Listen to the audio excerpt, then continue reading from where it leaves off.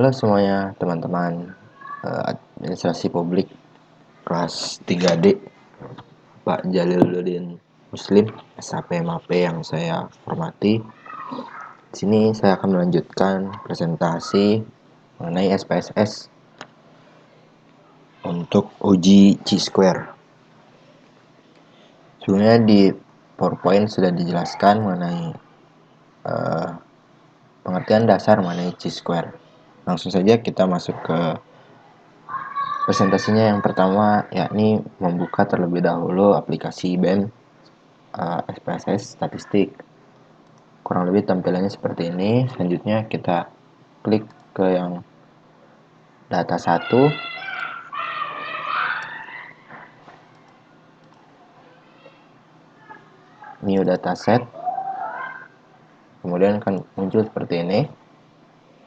Ini sebagai bentuk data varian 1. Berikutnya kita memasuki data yang telah disediakan di dalam buku. Variabel pertama ini, kalau di IBM sebelumnya mungkin kita bisa memberi namanya nanti dari gender, pendidikan, dan frekuensi. Tapi di IBM yang baru ini, anggap saja var ini, nanti kita akan beri nama. Mungkin kita lanjut dulu. Di variabel pertama ada laki-laki sebagai gender. Kita bisa tuliskan angka 1 untuk di SMP. Variabel satu lagi sebagai laki-laki, tapi di formal pendidikan SMA. Dan yang terakhir satu lagi sebagai laki-laki yang ada di pendidikan sarjana. Berikutnya kita masukkan angka 2 sebagai perempuan di pendidikan SMP, 2 di SMA, 2 di sarjana. Nah, variabel yang kedua ini adalah 1 untuk SMP, 2 untuk SMA, dan 3 yang terakhir sarjana. Dan dimasukkan ke variabel laki-laki. Sama berikutnya untuk variabel perempuan, variabel berikutnya ini variabel pertamanya SMP, SMA, dan sarjana. Yang terakhir adalah frekuensi. Kenapa dimasukkan ke dalam yang harusnya frekuensi yang bakal kita cari nanti, tapi kenapa dimasukkan melalui IBM? Karena di situ udah otomatis akan menampilkan frekuensi di akhirnya nanti. Frekuensi dari laki-laki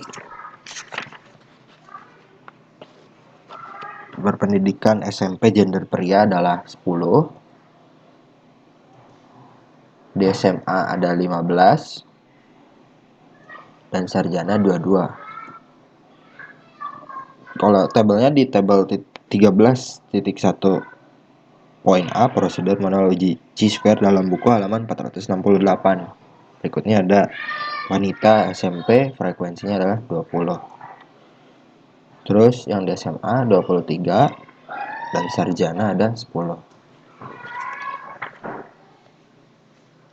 Berikutnya kita masuk ke variabel view. Nah, di sini kan tadi yang kita janjikan bahwa kita harus merubah salah satu nama agar tidak pusing. Variabel satunya yang tadi kita masukkan adalah gender. Kita rubah dulu namanya jadi gender. Yang kedua itu pendidikan. Yang ketiga ada frekuensi.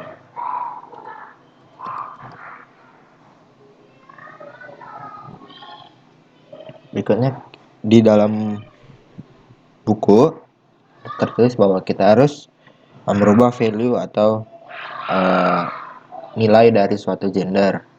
Kita rubah untuk memberi penjelasan dari yang tadi pertama saya jelaskan bahwa satu itu adalah sebagai pria. Kita add, kurang lebih nanti hasilnya begini. Dan 2 itu adalah wanita. Di add lagi. Oke. Selanjutnya ke pendidikan. Kita rubah lagi nilainya. 1 itu untuk SMP, 2 itu untuk SMA, dan 3 itu untuk sarjana. Kita add terus oke.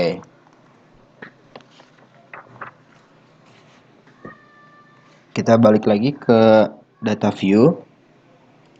Nah, kan udah berubah nih nama-namanya. Selanjutnya kita pilih data. Terus wcase sebagai penentu untuk menentukan chi-square di akhirnya. Kita klik. Kita masukkan frekuensi. Ininya kita rubah wcase by frekuensi. Langsung oke. Nah, kita udah masuk di sini nih. Selanjutnya kita balik lagi ke data sebelumnya. Kita pilih analyze descriptive statistic. Terus kita pilih cross steps. Nah, untuk pendidikan kita masukkan ke kolom row.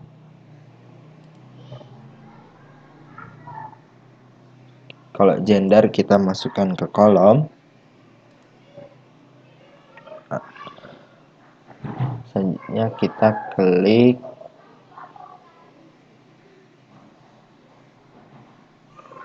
self. Kita centang yang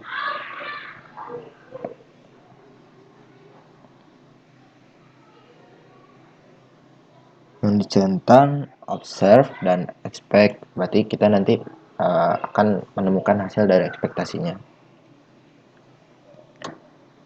Lalu kita klik continue. Terus kita klik statistik. Memilih chi-square. Dan di kolom nominal kita pilih kontingensi koefisien.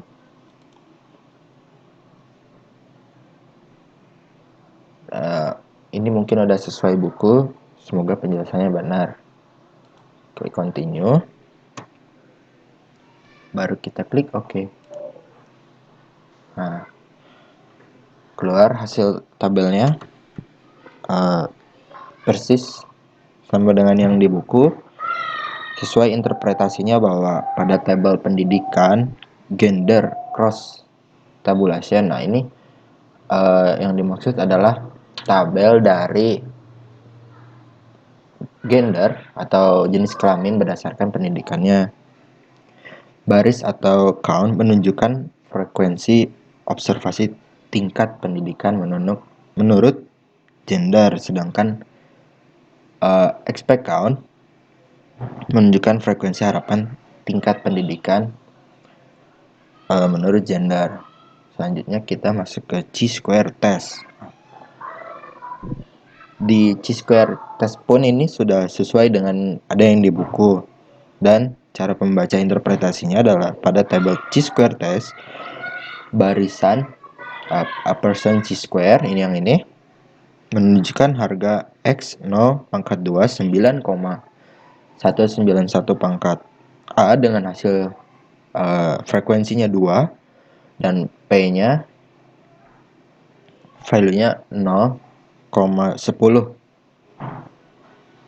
lebih kecil dari 0,05 atau H0 ini ditolak. Nih.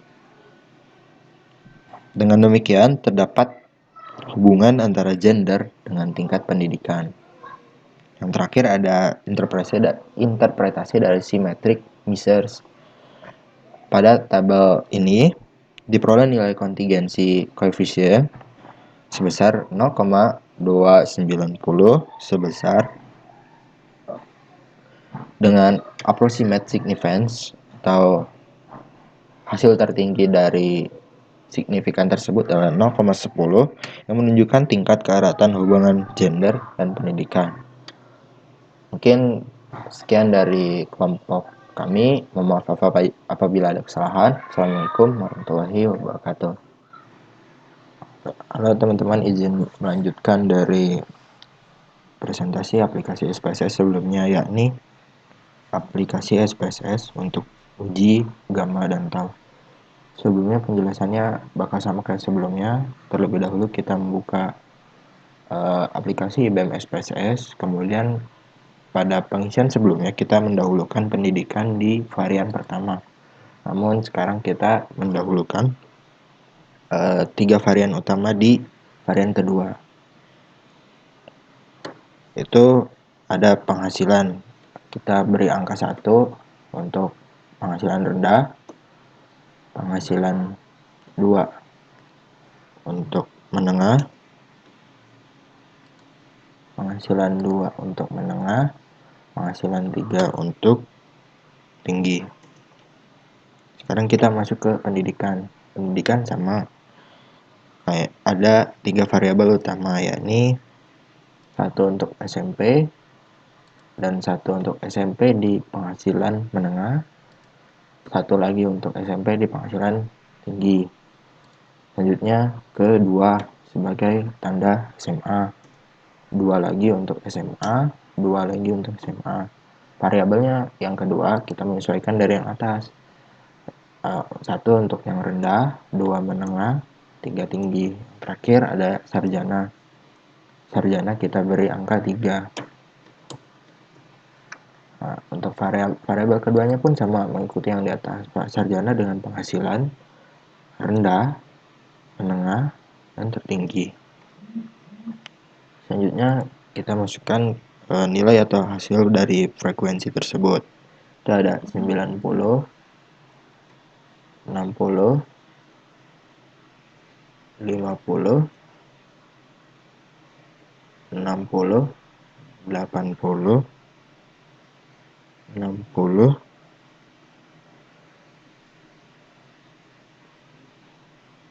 40, 60, dan terakhir ada 100. Selanjutnya kita ke variabel view, sama seperti langkah sebelumnya. Udah ya, bentukannya nanti gini, jangan lupa kita rubah dulu. Di variabel 1 itu kita isi tentang pendidikan. Yang kedua penghasilan. Yang ketiga ada frekuensi.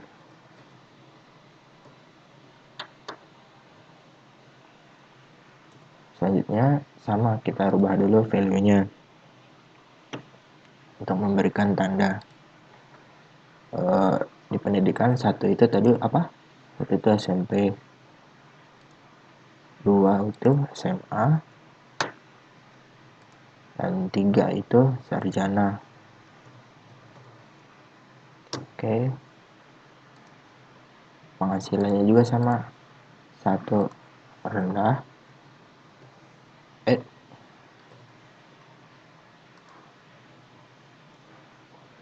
2 menengah, 3 tinggi. Oke. Sudah. Selanjutnya kita bakal ke tempat yang sama seperti sebelumnya, itu ke data view.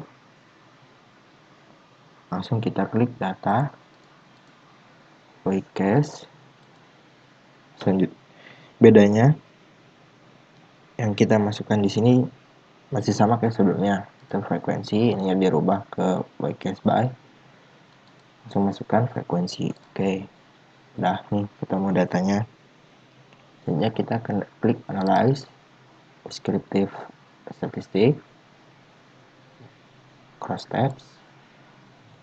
Kita masukkan penghasilan ke tabel row, pendidikan ke tabel kolom.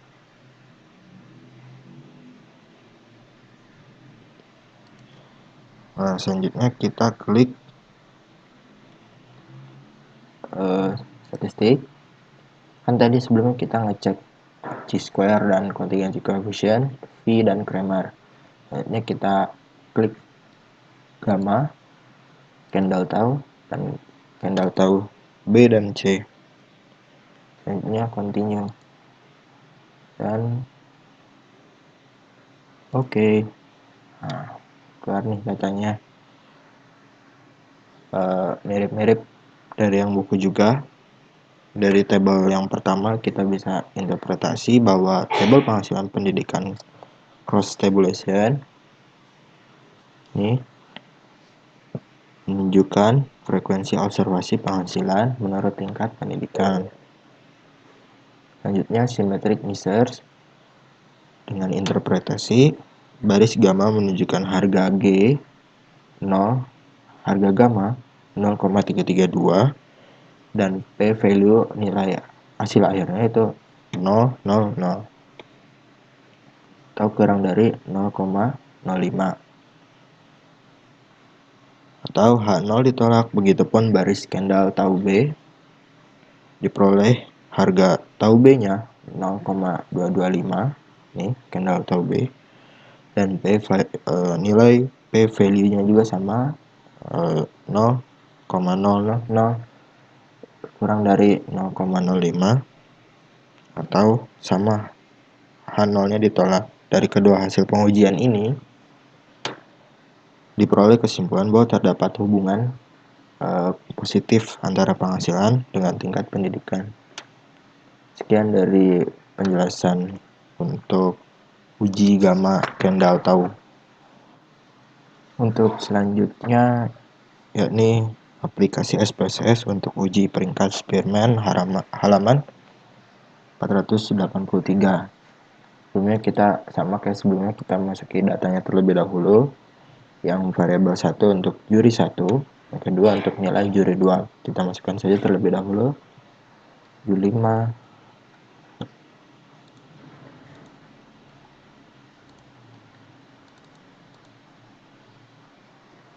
juri 5. Oh, kita ke data view guys, salah. Bukan variabel. Kita ke datanya dulu, varian. Kita masukkan ke nilai juri 1 75, 70, 78, 80, 76, 78, 90, 65, 85, 68. Ini untuk nilai dari juri 1. Selanjutnya ke nilai juri 2 kita masukkan ke varian. Selanjutnya ada 78, 65, 76, 80, 79, 80, 90, 68, 90, dan terakhir 69. Tadi sempat ada kesalahan teknis. Seharusnya kita memasuki datanya di data view, bukan variable view sebagai data yang akan timbul nanti di variable view. Jadi kita seperti biasa rubah dulu ininya jadi nilai juri 1. Juri, oh nggak bisa ya. Kita langsung ke masuk tahap measure, kita rubah koordinal. Berikutnya ini juga kita rubah koordinal. Ini kita ke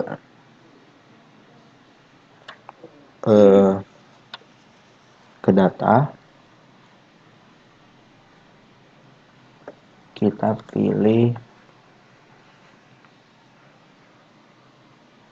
measure. Ada measure di sini, kita ke data view. Mana data measure?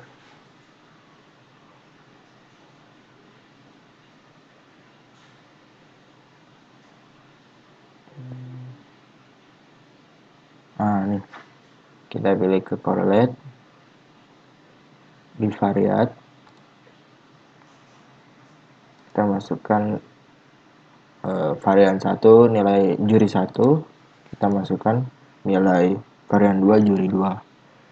Kita hilangkan centang ini karena yang dicari adalah Spearman. Kita nyari one tile atau satu hasil ekor dari hasil pengujian data. Oke, nah muncul nih persis sama kayak yang di buku dengan interpretasi tabel korelasi atau hubungan baris Spearman row diperoleh harga R S dengan nilai 0,902 atau H0-nya ditolak. Dapat disimpulkan bahwa terdapat hubungan pemberian skor antara juri 1 dan juri 2. Hal ini bahwa berarti juri 1 dan juri 2 memiliki konsistensi penilaian yang searah atau akan sama. Mungkin cukup sekian untuk dari uji SPSS Spearman.